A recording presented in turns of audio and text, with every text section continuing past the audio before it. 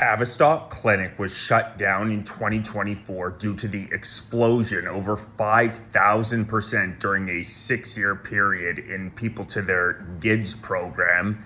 This included one of Mark Carney's children, who has written about it publicly, is now a 24-year-old, went to the Tavistock gender clinic, which was shut down, and I have not seen Mark Carney answer a single question regarding the fact that Canada continues to dole out puberty blockers to the youngest people in the developed world. The CAS study led to the shutting down of the Tavistock gender clinic, as young as 6-year-olds receiving puberty blockers, mutilation, breast removal, mastectomies. In some cases, now in 1,000 cases, people are suing the clinic because the research was so sketchy. The UK shut it down. Mark Carney has not made a single statement on this issue. These are hormones which are irreversible being doled out to people as young as 6 years old. Now, 1,000 people have joined in a lawsuit against the clinic. Carney's own daughter, Sasha, has written about this publicly. There's a journal entry out there. She is a strong advocate. And Mark Carney oversees a government that, if you know anybody who is a teacher in Canada, the level of propaganda to our young people is unbelievable. If you look at the types of slideshows that are shown to grade 4, grade 5, the amount of propaganda that the Liberal Party of Canada ensures your child sees is unbelievable regarding sex, regarding what a lot of people would view as incredibly inappropriate, while at the same time offering puberty blockers, irreversible puberty blockers to the youngest. You can get them as young as 14 in Canada right now. The UK moved to 18. The most liberal countries in Europe have moved to 18. Canada has remained these unbelievably low numbers despite the science. Huge CAS study in the UK. The science is incredibly iffy as to the effectiveness. Matter of fact, we're 100% sure at this point it was a mania on these types of things, particularly among young teen women. Historically, manias, the largest amount of need to fit in, groupthink, happens among young teen women.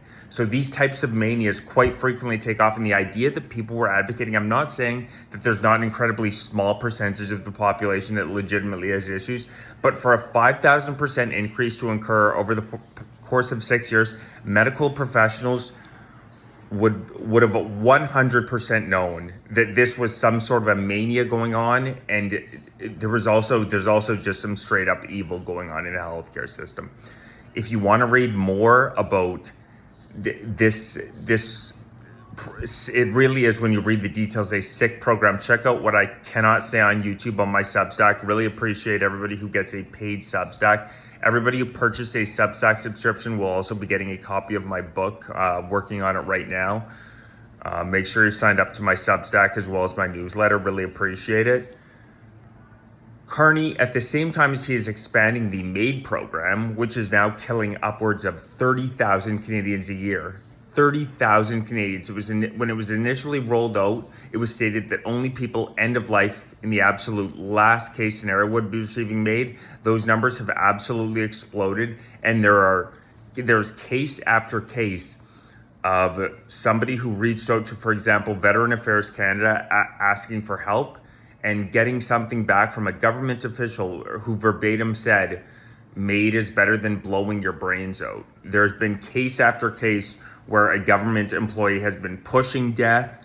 Carney has not commented on Tavistock. These are incredibly important social issues right now. I know there's a lot of things going on in Canada right now, but we have a government that is as liberal as it comes on some of these social issues, and they need to receive some pushback on it because it's young, vulnerable people who are being taken advantage of. And not to say that there's not a small percentage of people for whom this is an issue, but for the vast majority, this is undoubtedly a mania that runs particularly strong among young women. And there are many people involved in these gender clinics who understand that this gender affirming care, the way that they enacted it, it almost pushed many children in this direction. And then in retrospect, when they hit their 20 24, 25, 26. Studies have also shown that a disproportionate amount of them had autism, had different mental health issues, were much more likely. So the idea is that it was very likely they were already dealing with other issues, and they were told that this was the remedy to their social issues. And over 1,000 people are now suing Tavistock. Carney was the governor of the Bank of England from 2013 to 2020. Well, Tavistock was running, and it's at the exact same time as there were becoming more and more questions about Tavistock. He was the governor of the Bank of England from 2013 to 2020, and it was really in 2016, 2017 that you started to hear more noise about the potential dangers with Tavistock, and Carney is now supportive of one of the most liberal regimes in terms of these types of surgeries. And I've rarely seen it spoken about in public. His own daughter has written publicly about it. It's not an attack on her. It's to point out the fact that the government that we have determines what's taught in schools, and mandatory pieces of the curriculum right now include this gender stuff going out to very young children. And the combination of that and offering these surgeries at a very young age, it reminds me of eugenics programs. Between this and the MAID program, the government of Canada is doing a hell of a lot of evil in the world. The ethos of healthcare is do no harm. That is the ethos of healthcare. It is do no harm. And in my estimation, what we're seeing right now in Canada is the exact opposite of that. The government of Canada is saying essentially the only very efficient healthcare that we'll give you is when we're harming you. If you want to harm yourself, we can be incredibly efficient with how we deal with you. If you don't want to harm yourself, you're SOL. That's what the healthcare system feels like to me. I don't know if you guys feel the same way, but it feels as though I've reached out to MAID, I've called MAID, and I reached them very quickly. I think it was as efficient an experience I've had with the healthcare system. Meanwhile, the average wait time in a emergency room is over 20 hours right now, an estimated excess 50,000 Canadians dead because they can't get the healthcare that they need.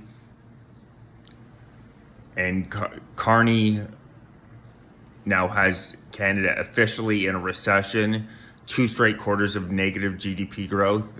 Canada is officially in a recession, and Mark Carney hasn't had to say a word about it. I'm going to be live next YouTube Wednesday, 7 o'clock. I'm live every Wednesday, Friday, Sunday, 7 o'clock. Like I said, make sure you are signed up for the Substack, the newsletter, new content coming out every day. And going to continue digging into Tavistock, because Carney has to answer these questions. He's the one who's setting policy for the country.